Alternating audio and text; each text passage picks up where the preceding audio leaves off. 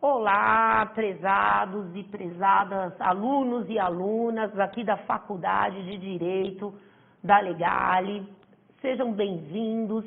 Meu nome é Simone Savazone, eu sou professora de Direito Penal aqui da Casa de Penal e Processo Penal. Então, agradeço de antemão a audiência de vocês, a atenção de vocês. E aí nós vamos aqui nessa nossa missão de terminar o procedimento do júri, né? Vocês já tiveram a primeira parte do júri e o júri é muito bem escalonado, um processo bifásico, né? Como já ressaltado para vocês. Então, a nossa incumbência hoje é encaminhar aí o procedimento do júri. Talvez a fase mais gostosa do tribunal do júri eu tive essa oportunidade de lecionar para vocês. O que ocorre na segunda fase? A primeira fase nós encerramos sempre com algumas decisões. A possibilidade da decisão de pronúncia, e aí é o que vamos dar prosseguimento, porque daí eu tenho início, então, a segunda fase do júri, né? A primeira fase que a gente chama do ius accusationis, né? E aí falando latim de uma maneira bastante singela. E depois eu tenho o judicium causae, onde eu de fato vou discutir ali e vou levar aos jurados, então soberanos do tribunal do júri, vou levar a eles o crime, a materialidade e a autoria para que decidam sobre a existência ou não. Depois também vocês estudaram, eu tive a possibilidade, tenho a possibilidade da impronúncia, aí os recursos cabíveis da impronúncia, a absolvição sumária, onde eu posso ter alguns casos em que seja a absolvição sumária, ou até mesmo a desclassificação, onde então será julgado por um juiz de primeira instância, não seria caso então de crime sujeito ou submetido ao tribunal do júri. Lembrando que os crimes previstos, a Constituição já nos diz que os crimes contra a vida, na modalidade consumada ou tentada, serão sujeitos ao tribunal do júri, seja ele o homicídio, a instigação ao suicídio, a instigação, induzimento ou auxílio ao suicídio, o aborto e o infanticídio. Esses são os 4 delitos. O mais costumeiro, né, como todo mundo sabe, é o delito de homicídio, que nós vivemos aí todos os dias, infelizmente, na nossa realidade. E aí, vamos aqui tratar somente após a pronúncia. Então, vinda a decisão de pronúncia, cabível, então, recurso em sentido estrito contra a decisão de pronúncia, e aí depois a gente pode analisar isso daí com maior clareza, e sabemos que nesse momento do judicium accusationis, né, ele tem um princípio que não é indúbio pro réu, é indúbio pro società, ou seja, se eu tiver a dúvida quanto à autoria, se eu tiver alguma dúvida quanto à autoria, mas a certeza da materialidade, então, em prol da sociedade, eu vou levar ele ao tribunal do júri para a submissão. Então, aqui, de uma maneira, um quadro sinóptico do juízo da causa, esse segundo momento do tribunal do júri. Então, após a preclusão da decisão de pronúncia, ou até mesmo aí da manifestação quanto à decisão de pronúncia, o juiz presidente, temos assim algumas informações, notifica as partes, né, para que em 5 dias indiquem peremptoriamente o rol de testemunhas e as diligências que eles querem e quais são os documentos. Então, nascem algumas perguntas. Pode ser a mesma testemunha que foi ouvida durante a primeira fase do júri? Pode. Podem ser testemunhas novas, testemunhas então do juízo da causa? Podem, né? Tudo isso, a parte vai ter o prazo de 5 dias para apresentar. Quais as diligências que ele quer, quais as diligências serão necessárias, quais os documentos, ou talvez algum procedimento de, vamos fazer uma reconstituição do crime para que os jurados vejam, quais são os pedidos que as partes vão ter. Partes, leia-se, Ministério Público, porque nós temos um homicídio, podemos ter até um assistente de acusação no crime de homicídio, como muitas vezes temos, e de outra parte, a defesa do réu ou dos réus envolvidos, que são aqueles advogados de defesa ou até mesmo a defensoria pública, né? E aí, logo depois, dados esses 5 dias para as partes se manifestarem, arrolarem esse rol de testemunha, vai ao magistrado para que ele veja quais foram os requerimentos, ele vai sanear neste momento a segunda fase do tribunal do júri, onde eu já tenho qual é o juiz competente, onde vai se processar tudo isso, né? Eu vou sanear eventuais nulidades existentes, eu vou elaborar um relatório do que existe, esse juiz do relatório do que existe, do que já está ali concretizado, né? E designe, então, esse nosso momento, que é um momento importante, que é a data para o julgamento e para a realização do júri. E aqui nós vamos estudar nessa aula todos os requisitos, senhores, e formalidades que serão necessárias para a formalização e para a realização, as formalidades necessárias para a realização do tribunal do júri. Então, aqui eu coloco um julgamento em plenário que vai ocorrer, a gente vai ter toda essa fase de verificação de presença das partes, eu vou falar sobre tudo isso, suficiência dos jurados, sorteio dos jurados para a composição do conselho de sentença, que é extremamente importante, oitiva da vítima, o momento que a vítima vai ser ouvida aí primeiro, depois as testemunhas de acusação, as testemunhas de defesa, as acariações e reconhecimentos, esclarecimentos de perito, reconstituição do crime, leitura de peças, desde que sejam leituras de peças permitidas pela lei, que nós tivemos aí uma alteração há muito tempo, mas tivemos uma alteração.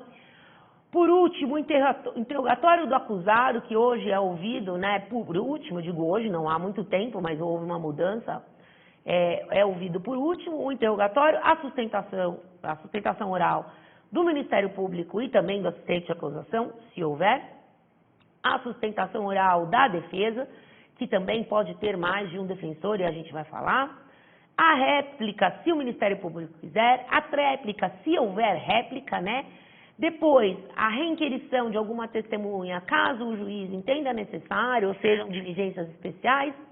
A gente tem a elaboração do questionário, a votação, a sentença e a elaboração da ata. Veja, esse todo é um julgamento do plenário. E eu vou entrar em detalhamento em todas essas fases do plenário com vocês, né?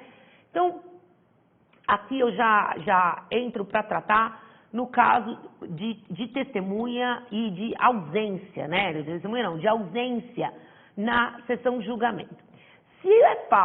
Se faltar para a sessão de julgamento, começamos a sessão, falta o Ministério Público, se a falta for justificada, vai haver o adiamento. Então, o promotor se acidentou, o promotor está com uma doença, o promotor está com Covid, aí vamos usar um exemplo, o promotor está com uma influenza, enfim, esse julgamento será adiado, né? Se for injustificado, vai haver também o adiamento, mas será comunicado, então, o Procurador-Geral de Justiça, o Procurador-Geral da República, se o júri for federal, com o escopo de verificar o porquê que aquela autoridade, Ministério Público, se ausentou no dia do júri.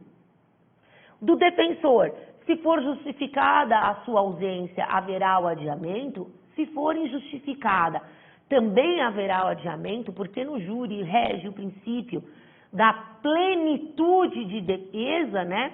Mas esse adiamento dar-se-á por uma única vez e haverá a nomeação de um outro defensor ou então de um defensor público ou um dativo. Então, isso deve se observar. Tanto o Ministério Público quanto o defensor não podem estar ausentes no tribunal do júri. Princípio da plenitude de defesa. Se for injustificado, será nomeado um novo defensor ou um dativo, no caso do réu. Do Ministério Público, então, notificado, será comunicado o Procurador-Geral de Justiça. Quando eu falo da ausência na sessão de julgamento do réu, já é um pouquinho diferente, porque se o réu for solto, haverá sim a realização do julgamento, independentemente da presença do réu. Então, se o meu réu cometeu um homicídio e ele está solto dentro desse homicídio e ele se ausenta, embora comprovada a sua intimação pessoal para o tribunal do júri, o tribunal realizar-se-á do mesmo jeito. Se ele estiver preso e aí não houve tempo ou não houve diligência para trazê-lo, isso quer dizer, ele não foi voluntário que ele faltou porque não levaram, porque é um réu que está sob a tutela, né, do Estado, sob a custódia do Estado. Então, o julgamento será adiado se for de réu preso e ele não estiver presente, salvo se ele mesmo tiver pedido para que o julgamento ocorra sem a sua presença. E houver uma petição assinada por ele, dizendo que ele não quer estar presente naquela sessão do tribunal do júri, voluntariamente. Quanto à presença de um advogado do querelante, né, e aí a gente tem a figura do querelante e do querelado, né, e aí é na queixa-crime, vai haver a realização do julgamento do crime contra a vida e a perempção, então quer dizer, a extinção de um crime que seja conexo e que seja feita mediante queixa, ou que seja mediante a queixa. Eu vou dar um exemplo. Um crime de injúria, um crime de calúnia. Então, se não estiver presente o advogado do querelante, que ali está sendo julgado, né, no mesmo momento, em conexão com o crime do júri, vai haver perempção e aquele crime não será julgado.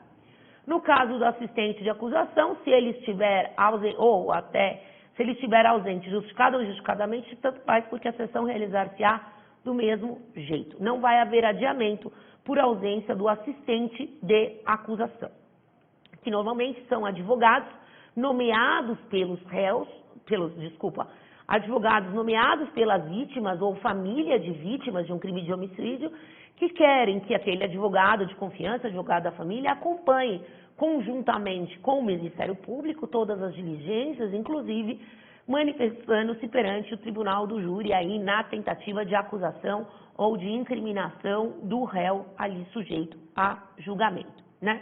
Então, eu agora coloco algumas observações quanto às testemunhas.